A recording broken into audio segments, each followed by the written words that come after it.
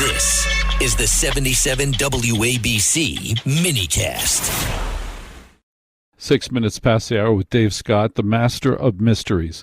Dave Scott, if you had to identify in all of your arsenal, UFOs, Bigfoot, time travel, time portals, if you had to identify one mystery, Dave Scott, that puzzles you, stumps you, makes you think about more than anything else, Dave Scott, what would that be? Even though you're a known Canadian and you're not allowed to imagine the way United States people are allowed to imagine. You have to imagine in more right angles and boxes. But if you had to identify one mystery that really has you stumped, Dave, what would that be?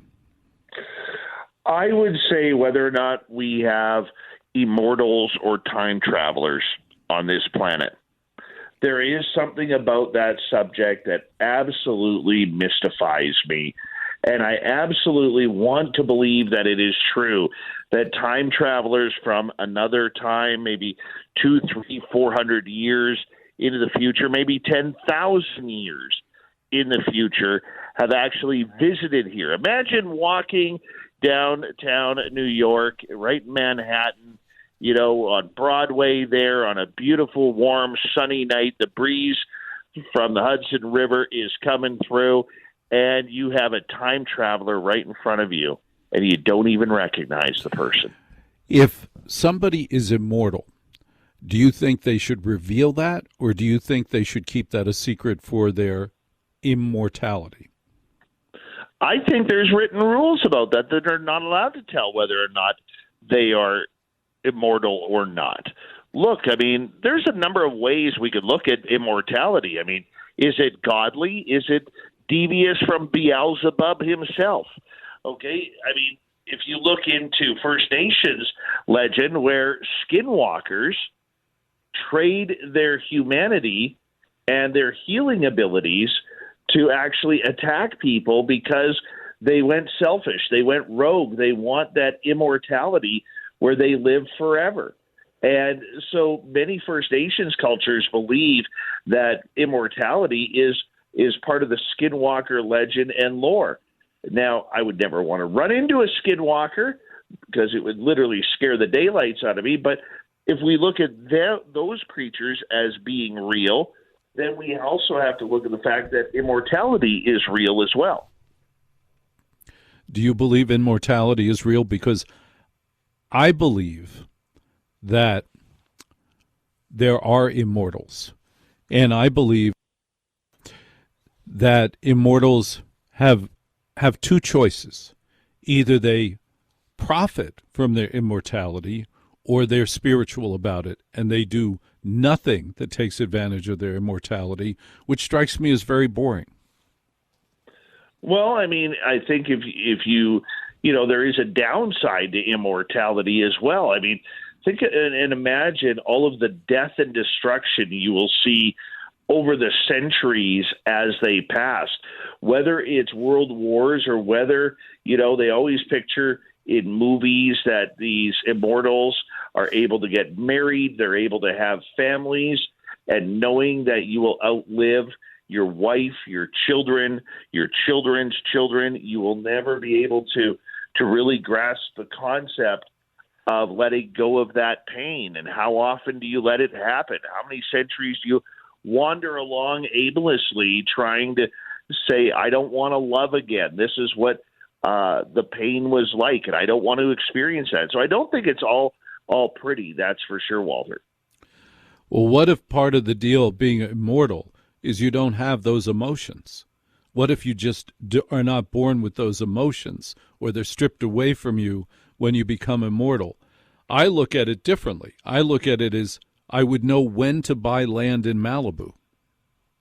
Well, of course there is that. Absolutely there is that.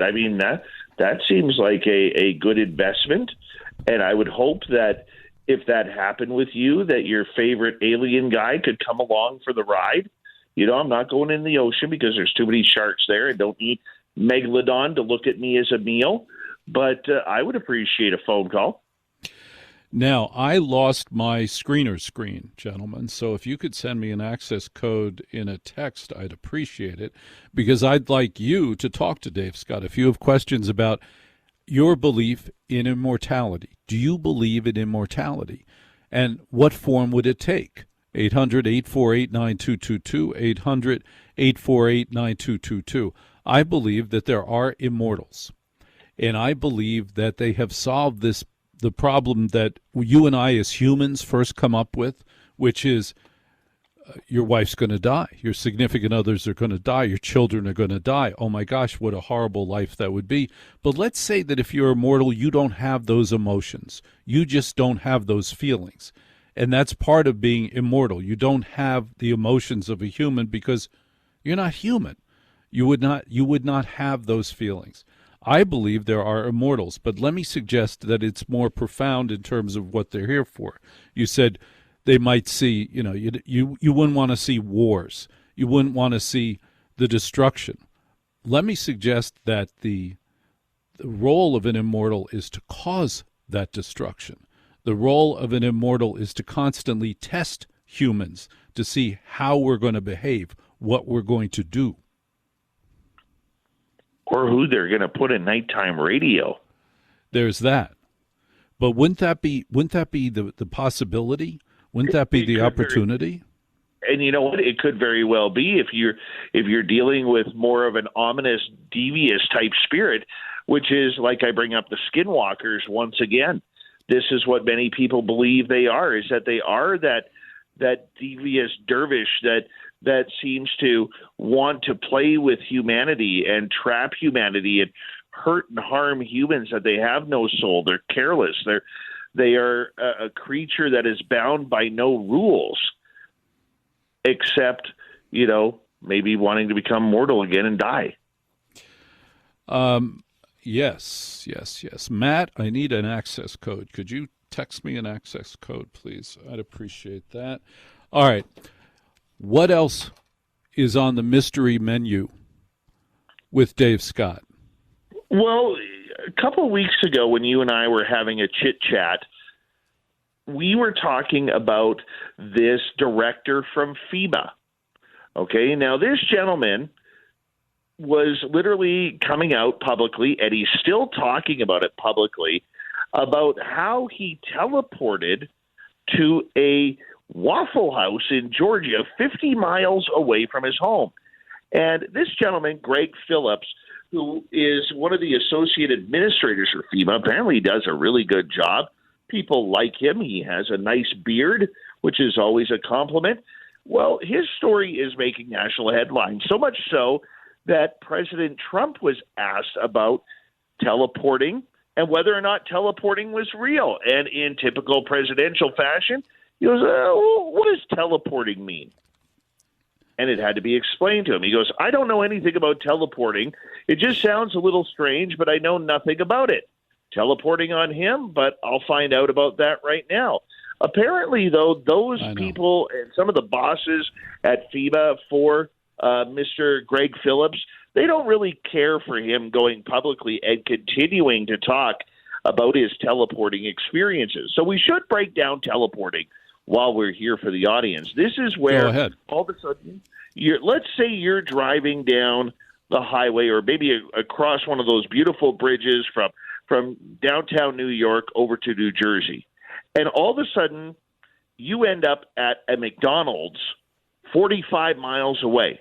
1 second you're on the bridge, the next second you're pulling into this McDonald's, and no time has passed. And you're trying to figure out, how the heck did I get here? This doesn't make sense. Well, many believe that maybe a portal opens up. You drive into that portal. The portal closes behind you. You open up another portal, or another portal opens up, and you drive on out. Boom, that's where you are, right there. And this is what Greg Phillips is saying has happened to him.